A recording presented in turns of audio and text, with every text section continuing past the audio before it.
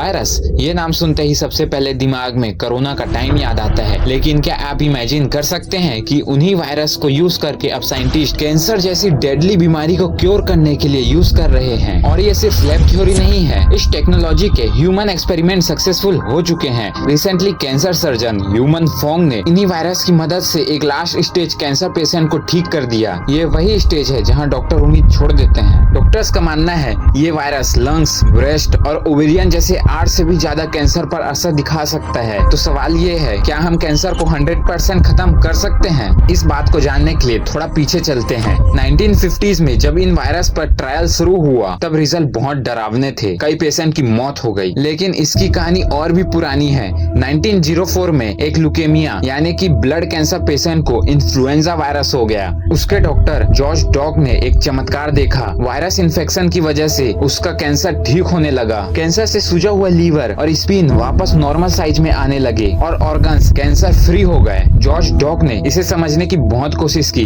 लेकिन उस जमाने में टेक्नोलॉजी की कमी की वजह से वो सिर्फ ऑब्जर्वेशन ही पब्लिश कर पाए। कुछ सालों बाद फेमस ऑन्कोलॉजिस्ट चेस्टर साउथहैम ने इस रिसर्च को आगे बढ़ाया। उन्होंने 1956 में 30 कैंसर पेशेंट्स में कॉमन फ्लू वायरस इंजेक्ट किया, जो कि था एडिनो वायरस। पहले ट्रायल में 30 में से 26 पेशेंट रिकवर होने लगे, लेकिन जब उन्होंने हेपेटाइटिस बी वायरस के साथ सेकंड ट्रायल शुरू किया तो रिजल्ट उल्टा रहा। 14 पेशेंट को हेपेटाइटिस बी के सीवियर सिम्टम्स दिखाई दिए, जैसे कि उनका स्किन येलो होने लगा, फीवर होने लगा, एब्डोमिनल पेन बढ़ता चला गया और एक की जान तक चली गई। बाकी का वायरल इन्फेक्शन जैसे ही ठीक होने लगा, उसका ट्यूमर और भी ज्यादा तेजी से बढ़ने लगा और देखते देखते कई महीनों में कई पेशेंट्स की जान चली गई। इन ट्रायल फेलियर के चलते वही रिसर्च रुक गई। जब जेनेटिक इंजीनियरिंग का नया दौर शुरू हुआ, अब साइंटिस्ट जीन को मॉडिफाई करके वायरस को कंट्रोल कर सकते थे। साइंटिस्ट ने हेपेटाइटिस बी वैक्सीन के लिए ईस्ट से HB एंटीजन एक्सट्रैक्ट किया ताकि बॉडी का इम्यून सिस्टम वायरस को पहचान कर उसे खत्म कर सके। इस वैक्सीन की मदद से डॉक्टरों को हेपेटाइटिस बी को कंट्रोल में लाने में सफलता मिली। अब इस वैक्सीन के सक्सेसफुल रिजल्ट को देखकर 1996 में कैंसर बायोलॉजिस्ट फ्रैंक मैककॉर्मिक और उनकी टीम ने एक नया आइडिया लगाया कि इसी तरह से वायरस के जीन में बदलाव करके वायरस से कैंसर ट्रीटमेंट की टेक्निक दोबारा रिवाइव की जा सकती है। और इसीलिए उन्होंने बिल्कुल 1956 की तरह उन्होंने एडिनो वायरस के जेनेटिक इंजीनियरिंग की मदद से उसके जीन को मॉडिफाई करके ऑनिक्स 015 बनाया। अब ये स्पेसिफिक मॉडिफिकेशन कैंसर ट्रीटमेंट के लिए गेम चेंजर कैसे साबित हुआ? तो देखो, कैंसर सेल में ये प्रोटीन अटैच हो जाती है, इसलिए ऑनिक्स 015 को ऐसे डिजाइन किया गया कि वो सिर्फ उन्हीं सेल्स को टारगेट करे जहां ट्यूमर सप्रेसर P53 जीन काम नहीं कर रहा, यानी कि वो सेल डिवीजन को रेगुलेट करते हैं और सही टाइम पर उन्हें डिस्ट्रॉय होने का सिग्नल भी भेजते हैं। लेकिन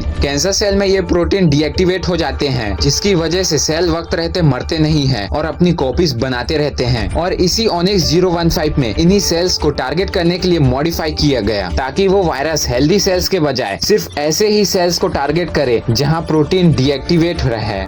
इन मॉडिफिकेशन के बाद उन्होंने इसका लैब टेस्ट शुरू किया और इसके लिए उन्होंने सबसे पहले लैब में नॉर्मल सेल को लिया और उन्हें रेडिएशन से एक्सपोज करके उन्हें ट्यूमर सेल में बदला और फिर उनमें उस वायरस को इंजेक्ट किया और कुछ दिन के लिए ऑब्जर्व किया। कुछ दिन बाद उन्होंने ये देखा कि ऑनिक्स 015 नॉर्मल सेल को इग्नोर करके कैंसर सेल को ही टारगेट कर रहा है और उन्हें मार रहा है। लेकिन यहाँ पर कुछ दिनों के बाद ट्रायल में ऑनिक्स 015 ने कैंसर सेल को मारा तो सही, लेकिन एक प्रॉब्लम आई। ये वायरस जल्दी रेप्लिकेट नहीं कर पा रहा है और हेल्दी सेल पर भी अटैक कर रहा है। तो बेसिकली होता क्या है, किसी भी ऑर्गेनिज्म की एक पैकेजिंग कैपेसिटी यानी नया जीन को एक्सेप्ट करने की एक लिमिट होती है। उसके ऊपर ना वो नया जीन को एक्सेप्ट करता है और ना ही उन्हें नेक्स्ट जनरेशन में पास ऑन करता है। और ऐसा ही कुछ ऑनिक्स 015 के साथ हुआ, जिसकी वजह से कैंसर की नेक्स्ट जनरेशन कैंसर सेल के साथ साथ हेल्दी सेल्स को भी खत्म कर रहा था। बट उन्होंने इस प्रॉब्लम को सॉल्व करने के लिए एक सॉल्यूशन निकाला। उन्होंने ऐसा वायरस को मॉडिफाई करना शुरू किया जो हम सभी के बॉडी में बचपन से प्रेजेंट होता है। तो ऑनिक्स 015 में जो प्रॉब्लम आ रही थी उन्हें अवॉइड करने के लिए कुछ दूसरे साइंटिस्ट ने सोचा कि कोई ऐसा वायरस लिया जाए कि हमारी ह्यूमन बॉडी उसे ऑलरेडी जानती है। तब साइंटिस्ट ने एक नया रास्ता चुना, वैक्सीनिया वायरस, जो स्मॉल पॉक्स वैक्सीन में यूज होता है। क्योंकि हम सब बचपन से इससे वैक्सीनेटेड हैं, इसका बॉडी पर कोई भी बुरा असर नहीं होता और इसीलिए इस दूसरी स्टडी को लीड कर रहे प्रोफेसर ह्यूमन फोंग ने वैक्सीनिया को कंसीडर किया और उसमें ऑनिक्स 015 की तरह जेनेटिक मॉडिफिकेशन करने लग गए। उन्होंने ये नोटिस किया कि ये वायरस नए जीन को इजीली हैंडल कर सकता है, जिस वजह से इसे कैंसर स्पेसिफिक स्पेसिफिक बनाना और भी आसान हो जाता है, क्योंकि नॉर्मली वायरस बॉडी में घुसते ही छुपने के लिए सेल के अंदर चले जाते हैं, जिससे हमारी इम्यून सिस्टम उसे डिटेक्ट नहीं कर पाती। इस सेल में जाकर वायरस एक्टिवेट हो जाते हैं और फिर तेजी से धीरे धीरे अपनी कॉपीज बनाने लगते हैं, जिसके नतीजे में एक पॉइंट के बाद सेल में इतने वायरस के कॉपी हो जाते हैं कि वो उन्हें हैंडल नहीं कर पाता और वहाँ फट जाता है। इसे साइंटिस्ट वायरल लोड कहते हैं। अब सेल के फटने पर ये कॉपीज आसपास के सेल में जाकर सेम प्रोसेस फॉलो करते हैं, जिससे सेल मरने लगते हैं और वायरस मल्टीप्लाई हो जाते हैं। इस वायरस की बढ़ती तादाद को देखकर बॉडी का इम्यून सिस्टम अलर्ट हो जाता है। वायरस को रोकने के लिए एंटीबॉडी बनाने शुरू कर देता है। ये एंटीबॉडीज फिर वायरस पर हमला करके उसे खत्म करने लगती है, जिसके रिस्पॉन्स में बॉडी का टेम्परेचर बढ़ जाता है। अब ऐसा सब ना हो, इसलिए इस वायरस को मॉडिफाई किया गया कि वो ह्यूमन बॉडी की इम्यून सिस्टम को एक्टिवेट ही न कर पाए। इनफैक्ट इसमें ऐसे जीन ऐड किए गए जो प्रोटीन प्रोड्यूस करेगा, जिनका एक ही काम होगा, सिर्फ और सिर्फ कैंसर सेल को खत्म करने का। तो इस प्रोसेस को कुछ ऐसा सेट किया गया कि जैसे ही वैक्सीनिया वायरस ह्यूमन बॉडी में एंटर करेगा, वो सबसे पहले मैक्स प्रोटीन को प्रोड्यूस करेगा। ये मैक्स प्रोटीन कैंसर सेल की सरफेस पर प्रेजेंट होने वाला MYC प्रोटीन को डिटेक्ट करेगा, ताकि वायरस सिर्फ उन्हीं वायरस के अंदर जा सके और बाकी के नॉर्मल सेल पर उसका कोई भी असर ना हो। फिर जैसे ही कैंसर सेल डिटेक्ट होगा, वायरस उस सेल के अंदर एंटर करेगा और अपना दूसरा प्रोटीन प्रोड्यूस करेगा, थायमिडिन काइनेस, जो सेल्स में मौजूद नॉन टॉक्सिन को साइटोटॉक्सिन में कन्वर्ट करेगा। ये साइटोटॉक्सिन जनरली स्नेक वेनम में प्रेजेंट होता है, जो सेल्स में डिफ्यूज होकर उन्हें सुसाइड करने पर मजबूर कर देता है। अब जब ये प्रोसेस शुरू होगा, वायरस अपना तीसरा और आखिरी प्रोटीन रिलीज करेगा, थ्रोम्बोस्पोंडिन। ये प्रोटीन एंजियोलॉजी प्रोसेस को बढ़ावा देगा, जिसकी वजह से कैंसर सेल को एनर्जी सप्लाई करने वाली ब्लड वेसल डैमेज होगी और कैंसर सेल तक ब्लड सप्लाई रुक जाएगा और नतीजे में उनकी फंक्शनिंग स्टॉप हो जाएगी। अब ये प्रोसेस सही तरीके से हो पाएगा या नहीं, इसकी जानकारी हमें देगा स्पेशल प्रोटीन जो वैक्सीनिया में ऑलरेडी प्रेजेंट है,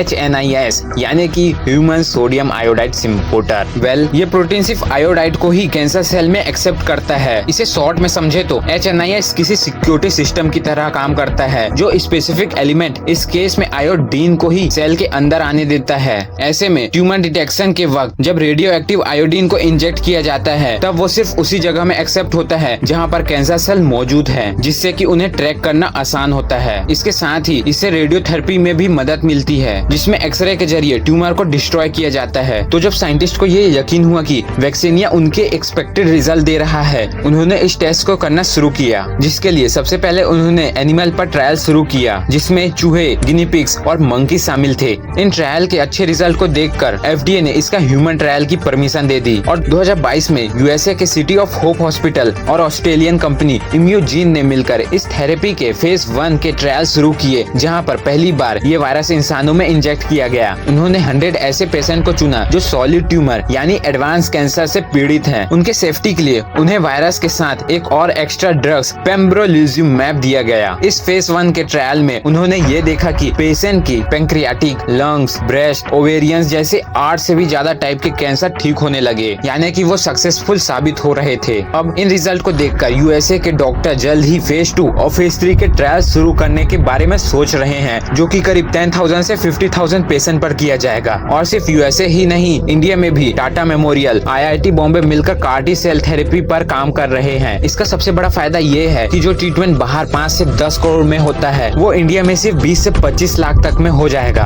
तो दोस्तों, ये वक्त दूर नहीं जब कैंसर जैसी बीमारी का सोल्यूशन हर किसी के लिए अफोर्डेबल होगा। और स्पेसिफिक कैंसर को समझना है, कैसे वो शुरू होता है और उससे कैसे बचा जाए, तो इस वीडियो को जरूर देख सकते हैं। अगर ये इन्फॉर्मेशन आपको पसंद आई तो चैनल को सब्सक्राइब और वीडियो को लाइक कर दीजिए।